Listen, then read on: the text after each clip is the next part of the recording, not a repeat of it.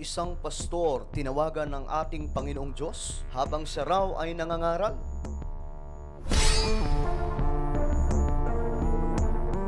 Totoo kaya ang kanyang ginawa, mga sangkay? Papaano niya nagawa na tawagan ng Diyos gamit ang kanyang cellphone?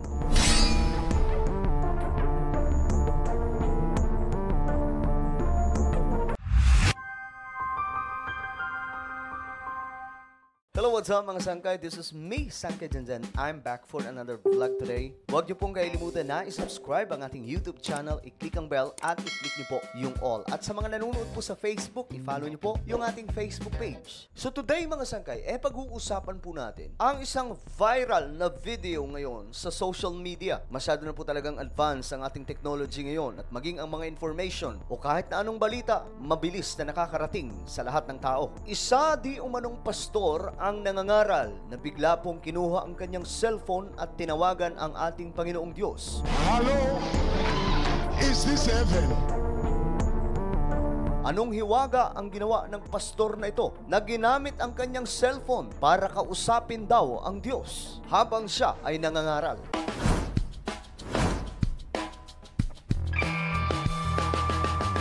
Hindi na po bago sa atin mga sangkay na sa panahon natin ngayon ay talagang napakaraming mga bulaang mangangaral, bulaang propeta, bulaang mga tagapagturo ng salita ng Diyos. Ito po ay laganap sa panahon natin ngayon sapagkat ito ay nakasulat sa Biblia na sa huling mga araw magkakalat nga daw po o maghahasik ng matitinding kalukuhan si Satanas gamit po ang kanyang mga ahente sa ating mundo. Ang mga agent na ito ay walang iba mga sangkay na ginagawa kundi ipahayag ang mga kasinungalingan, ma-deceive ang maraming tao, mapaniwala sa kanilang maling katuruan at malito sa katotohanan. Ito ang isa sa mga sandata ngayon ni Satanas, mga sangkay, sa mundong ibabaw. Ang gawing confused ang maraming tao tungkol sa salita ng Diyos. Marami na po tayong nabalitaan, mga sangkay, na mga grupo di umano ng mga sinasabing naglilingkod sa ating Panginoon. Subalit may kakaiba at may pagka-weird na mga katuruan, mga sangkay. Kamakailan lamang, mga sangkay, ang tinatawag na datu araw. Ibang klase po ang kanyang katuruan. Ginagamit din po niya ang salita ng Diyos. Naniniwala din po siya kay Jesus Christ at sa mga turo daw po nito.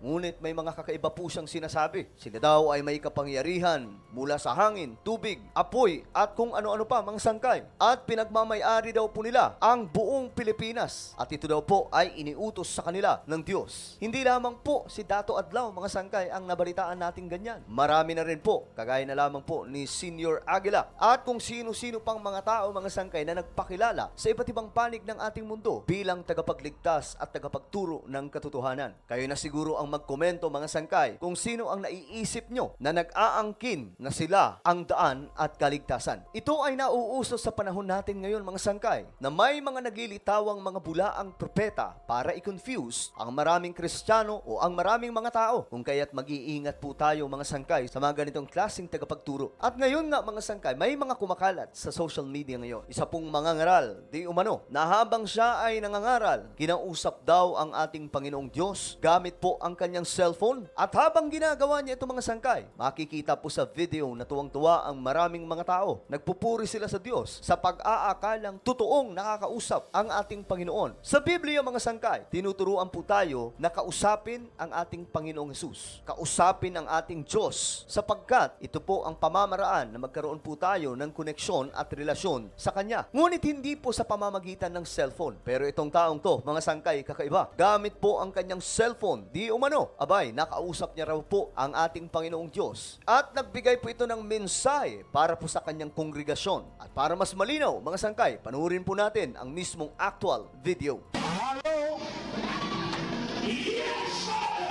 is this heaven? Is it heaven? I have a woman here. What do you have to say about her? Oh, I should ask her, who is Sibo? Sibo. Who is Sibo? Oh, okay. All right. Okay.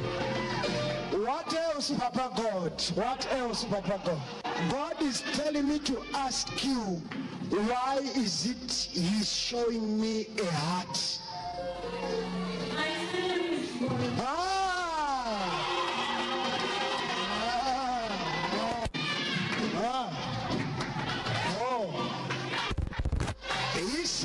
we should pray for your children. Two of them. He is saying the other one is epileptic. The other one is asthmatic. He is saying I should ask you who is in Blawayo. They are in Blawayo. They are in Blawayo. That is online. God is telling me to tell you your story has changed. Stand up. Stand up. Heaven is talking about a food outlet. I don't know what is that. You work where? Oh, all right. Yeah!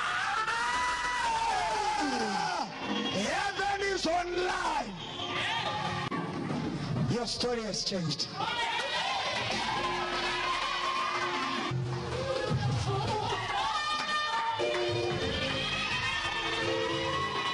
Ano ang naiisip nyo, mga sangkay, nung mapanood nyo ang actual video na kung saan itong mga ngaral, ikinakausap po ang ating Panginoong Diyos gamit po ang kanyang cellphone? Marahil ang iba, mga sangkay, iisipin na nasisiraan na po ang taong ito. Well, mga sangkay, sa panahon po natin ngayon, talagang ginagawa ng iba, mga sangkay, ang mga pamamaraang makakapanghatak sa maraming mga tao para po sundin ang kanilang mga sinasabing kalooban na siyang kalooban din daw po ng ating Panginoon. Maraming ganyan, mga sangkay, sa panahon natin ngayon dahil naglipa na po ang mga bulaang mga ngaral o mga bulaang mga tagapagturo ng salita ng Diyos. Hindi ko alam, mga sangkay, kung itong pastor ay nag-i-illustrate lamang na kunwari kinakausap niya ang Diyos sa pamamagitan po ng kanyang pangangaral. Pero isa lamang po ang malinaw sa lahat, mga sangkay, na dapat po ninyong malaman. Hindi po totoo na makakausap ng sino man, mga sangkay, ang Diyos gamit po ang kanyang cellphone. Bagkus ang Biblia ay nagtuturo sa atin na tayo ay manikluhod. Tayo ay mag-build up ng sarili po nating altar para lagi pong makausap ang ating Panginoong Diyos. Ito ay mahalaga, mga sangkay, sapagkat ito ang pamamaraan para magkaroon po ng personal relationship sa ating Panginoon. Ngunit hindi po ito sa pamamagitan ng cellphone. Sa pamamagitan po ito ng pananalangin. Sa pamamaraang ito, mga sangkay, magkakaroon po tayo ng koneksyon at personal relationship at personal experience sa presensya mismo ng ating Panginoon. Alam po ito ng mga taong totoong naglilingkod sa ating Panginoong Diyos. Mayroon po silang mga sariling altar na kung saan lihim po nilang kinakausap ang ating Panginoong Diyos. Mayroon po silang sariling relasyon sa ating Panginoon na ito dapat ang ginagawa po nating lahat. So hindi po totoo, mga sangkay, na mayroon pong makakagawa. Natatawagan po ang ating Panginoong Diyos gamit po ang kanyang cellphone. Bagkos, makakausap po natin ang ating Panginoon sa pamamagitan po ng pananalangin araw-araw. Ito po ay biblical, mga sangkay, na itinuturo po sa atin na dapat tayo ay marunong tumawag sa ating Panginoong Diyos. Ngunit, mga sangkay, alam nyo, hindi na rin po nakapagtataka itong mga nangyayari ngayon sa ating mundo. Sapagkat nakasulat naman po talaga sa Biblia na sa mga huling araw, maglalabasan po talaga yung mga bulaang propeta. Kung kaya't pinag-iingat po tayo ng ating Panginoon. Mula pa po sa early church, may babala na po ang ating Panginoong Hesus. Ayon po sa Matthew chapter 7 verse 15, "Mangag-ingat kayo sa mga bulaang propeta na nagsisilapit sa inyo na may damit tupa, datapwat sa loob ay may mga lubong maninila." You see, mga sangkay, mismo noon pa man, ang mga disipulo ng ating Panginoon ay tinuruan na mag-iingat po sa mga bulaang propeta sapagkat ito daw po ay nagsusuot pa ng damit tupa. Sa early church pa lamang, mga sangkay, marami na po ang mga bulaang mga ngaral. Ginagamit pa po nila yung salita ng ating Panginoong Diyos nang sa ganon makakuha po sila ng mga mananampalataya noong panahong iyon. At hanggang ngayon naman, mga sangkay, nagpapatuloy ito. Nagpapatuloy na inililigaw po ni Satanas ang maraming tao sa pamamagitan po ng mga bulaang mga ngaral o bulaang propeta na ayon nga po sa salita ng Diyos, itong mga taong ito ay may damit tupa. Nagkukunwaring mabait, nagkukunwaring maamo, mga sangkay, datapwat ang kanilang loob ay mga lobong maninila. Napaka-delikado, mga sangkay, kung iisipin po natin. Ito po ay biblical, na nasa Biblia nga po ang warning ng ating Panginoong Diyos na mag-iingat po tayo sa mga taong ito. Sa panahon po natin ngayon, laganap po ito hindi lamang sa Pilipinas, kundi sa buong mundo. Marami pong mga kulto na naglitawan, mga sangkay, sa iba't ibang panig ng ating planeta na nagtuturo at ginagamit pa po ang salita ng Diyos para iligaw ang maraming tao sa buong mundo. Ayon nga po sa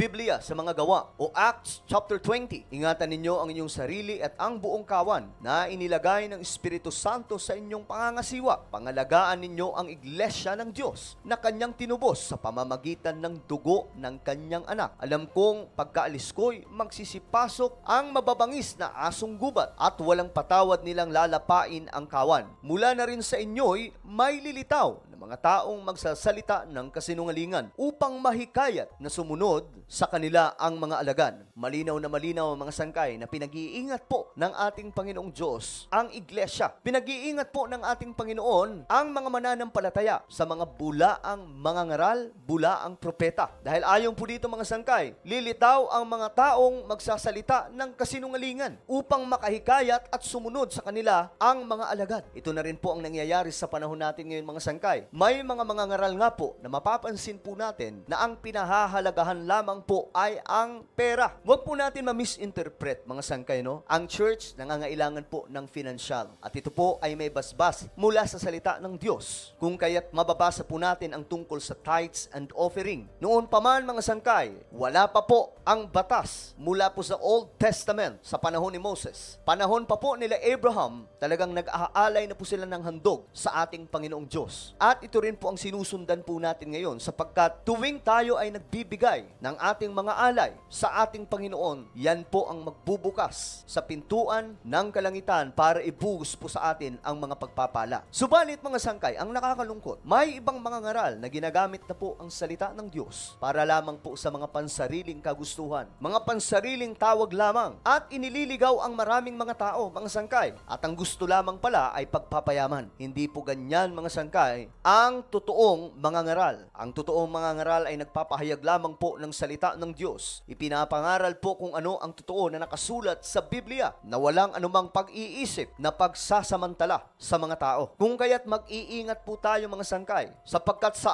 araw po natin ngayon, sinasabi po talaga sa Biblia na may mga lilitaw na magdidistort ng katotohanan para pubuwagin ang mga mananampalataya at pasunurin sa kanila. Subalit mga sangkay, ito pa lamang ay mga maliliit pa lamang po na mga ahente ni Satanas na nagkukunwaring mga ngaral, subalit mga bulaang propeta pala o mga bulaang mga ngaral. May paparating pa po na mas matindi, mga sangkay. Ito po ay ang tinatawag na Antichrist na sinasabi po sa Biblia. Sa Matthew chapter 24, sinasabi po dito, sapagkat may magsisilitaw na mga bulaang Kristo at mga bulaang propeta at mga magpapakita ng mga dakilang tanda at mga kababalaghan, anupat ililigaw kung maaari pati ng mga hirang. Ito po ay babala sa Biblia mga sangkay. Patungkol po ito sa pagdating ni Antikristo. Nalilitaw po ang bulaang propetang ito o bulaang Kristo at magpapanggap mga sangkay na siya ay makapangyarihan. Magpapakita po siya mga sangkay ng mga dakilang tanda, mga kababalaghan na first time lamang po ng tao makikita. Ito po ay paparating mga sangkay dahil ito po ay nakapropesiya sa Biblia na sa hinaharap. Hindi po natin alam kung kailan mangyayari ang paglitaw ni Antichrist. Subalit sigurado po itong mangyayari sa mga susunod na panahon.